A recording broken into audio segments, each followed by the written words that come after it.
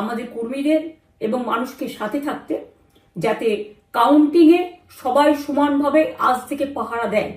দরকার হলে আমিও আমার এলাকায় পাহারা দিতে নামবো, এবং আমি সব 294টির কেন্দ্রে, 294টা তৃণমূল প্রার্থী, দার্জিলিংয়েও যে 2টো প্রার্থী আছে অনেকদের, আমাদের সাথে জোট আছে, সবাইকে বলবো নিজেরা ক্যান্ডিডেটরা পাহারা দিন। দিনের বেলায় কর্মীদের রাখুন, রাতের বেলায় নিজেরা থাকুন, পাহারা দিন। আমি যদি পাহারা দিতে পারি, আপনারাও পাহারা দিতে পারেন।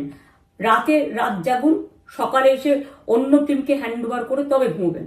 তার কারণ এই সময় ওরা ইভিএম মেশিন যখন কাউন্টিং হল থেকে, যখন মানে যেখানে স্টোর করা হয়েছে সেখান থেকে যখন কাউন্টিং হলে নিয়ে যাবে, তখন কিন্তু মেশিন বদলে দেওয়ার সম্ভাবনা ওরা প্ল্যান করেছে।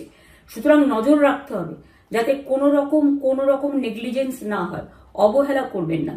আর কাউন্টিং এমনভাবে করবেন, এমন যোগ্য লোককে দেবেন লাস্ট অব্দি। আমি যতক্ষণ প্রেস কনফারেন্স করে না বলবো ততক্ষণ কেউ কাউন্টিং টেবিল ছাড়বেন না। এবং মনে রাখবেন যে টেবিলে যেটা কাউন্ট হয় তারপরে ওরা কম্পিউটারে আপলোড করার সময় সেটাকে চেঞ্জ করে দেয়, মানে আমাদেরটা দিয়ে দেয় বিজেপিকে, বিজেপিটা দিয়ে দেয় আমাদের। সেদিকেও নজর দিন, সতর্ক থাকুন। এবং আমি নিজেও কাউন্টিং হলে হানা দেবো, কারণ আমি অ্যাজ এ ক্যান্ডিডেট যেতেই পারি, সেরকম সব ক্যান্ডিডেট বসে থাকবেন। যখন দেখবেন আপনাকে ওয়াশরুমে যেতে হবে বা আপনাকে খাবার খেতে যেতে হবে, একদম স্ট্রেট মনে রাখবেন একজনকে বসিয়ে বিশ্বস্ত, যাতে কেউ টাকা দিয়ে কিনতে না পারে, তবেই যাবেন, তাছাড়া যাবেন না, তাও 2 মিনিটের জন্য।